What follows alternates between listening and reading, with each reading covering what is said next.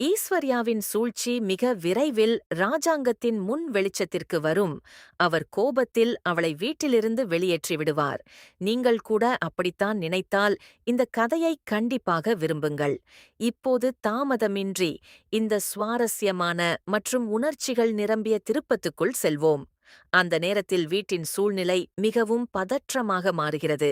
ராஜாங்கம் வீட்டிற்கு திரும்பியவுடன் நேராக தமிழ்செல்வி பற்றி கேள்வி கேட்கத் தொடங்குகிறார். அவரது குரலில் பதட்டம் தெளிவாக தெரிகிறது. அப்போது திடீரென சேது நடுவில் பேச ஆரம்பிக்கிறார். அவரது முகம் கோபத்தில் சிவந்திருக்கிறது. அவர் தயக்கமின்றி சொல்கிறார், நான் முன்பே உங்களிடம் சொன்னேன் அப்பா, ஆனால் நீங்கள் என் பேச்சைக் கேட்கவில்லை. உங்கள் இந்த நிலைக்கு காரணம் அந்த தமிழ் செல்விதான். அவள் நடுவில் வரவில்லை என்றால் நீங்கள் இன்று சிறைக்குப் போகவே மாட்டீர்கள். இப்போது நான் தெளிவாகச் சொல்கிறேன், அவள் இந்த வீட்டில் மீண்டும் காலடி எடுக்கவே கூடாது. சேதுவின் இந்த வார்த்தைகள் அங்கிருந்த அனைவரையும் அதிர்ச்சியடையச் செய்கின்றன. குறிப்பாக அப்பாத்தாவுக்கு இது பிடிக்கவில்லை. அவர் அமைதியாக ஆனால் உறுதியான குரலில் சொல்கிறார், சேது, கோபத்தில் மனிதன் சரி தவறை மறந்து விடுவான். கொஞ்சம் அமைதியாக யோசித்துப் பாரு. ராஜாங்கத்தை கண்டுபிடித்து உண்மையை வெளிச்சத்திற்கு கொண்டு வந்தது தமிழ் செல்விதான். இந்த குடும்பத்திற்காக அவள் நிறைய துன்பம் அனுபவித்திருக்கிறாள். அப்படியிருக்க அவளை மனைவியாக ஏற்க உனக்கு ஏன் இத்தனை தயக்கம்? ஆனால் அந்த நேரத்தில் சேது யாருடைய பேச்சையும் கேட்கும் மனநிலையில் இல்லை. கோபம் அவனை முழுவதும் ஆட்கொண்டிருந்தது. எதுவும் சொல்லாமல் அவன் தனது அறைக்குள் சென்று விடுகிறான். அவன் சென்றதும் வீட்டில் ஓர் அமைதியான பதற்றம் நிலவுகிறது. இந்நேரம் வீட்டின் மற்றொரு அறையில் இருக்கும் ஈஸ்வர்யா மிகுந்த கோபத்தில் இருக்கிறாள்.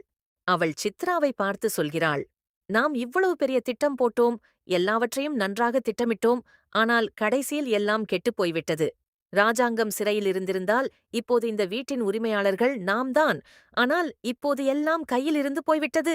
அவளது பேச்சைக் கேட்ட சித்ரா மற்றும் ஐஸ்வர்யாவும் விரக்தியுடன் தலையாட்டுகிறார்கள். மூவரும் சேர்ந்து தங்கள் தோல்வியடைந்த திட்டத்தைப் பற்றி பேசுகிறார்கள்.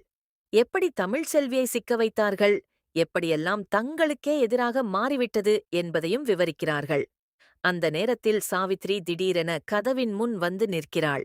அவளை பார்த்தவுடன் மூவரும் உடனே அமைதியாகி விடுகிறார்கள். இந்த திடீர் அமைதி சாவித்ரிக்குள் சந்தேகத்தை ஏற்படுத்துகிறது. நிச்சயமாக ஏதோ மறைக்கிறார்கள் என்று அவள் நினைக்கிறாள். அறையிலிருந்து வெளியே வந்தவுடன் சாவித்ரி தாமரைக்கு எல்லாவற்றையும் சொல்கிறாள்.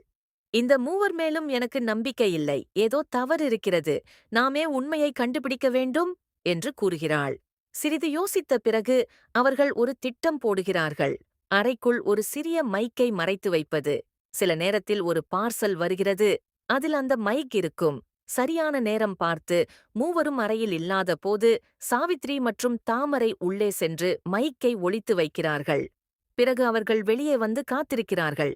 சில நேரத்தில் ஈஸ்வர்யா, சித்ரா மற்றும் ஐஸ்வர்யா மீண்டும் அறைக்குள் வந்து பேசத் தொடங்குகிறார்கள். அவர்கள் பேசும் ஒவ்வொரு வார்த்தையும் பதிவு செய்யப்படுகிறதென்று அவர்களுக்கு தெரியாது. அவர்கள் திறந்த வெளியாக தங்கள் சூழ்ச்சியைப் பற்றி பேசுகிறார்கள். தமிழ் செல்வியின் போனை திருடியது, அவளது குரலை பயன்படுத்தியது, ராஜாங்கத்தை சிக்க வைத்து சிறைக்கு அனுப்பியது போன்ற அனைத்தையும் வெளிப்படுத்துகிறார்கள். வெளியிலிருந்த சாவித்ரி மற்றும் தாமரை இதையெல்லாம் கேட்டு அதிர்ச்சியடைகிறார்கள். சந்தேகம் உண்மையாக மாறுகிறது. அவர்கள் உடனே இந்த பதிவை சான்றாக பயன்படுத்த முடிவு செய்கிறார்கள். சாவித்ரி உடனே கீழே சென்று அனைவரையும் கூப்பிடுகிறாள். ராஜாங்கம், சேது, அப்பாத்தா மற்றும் மற்றவர்கள் அனைவரும் கூடுகிறார்கள்.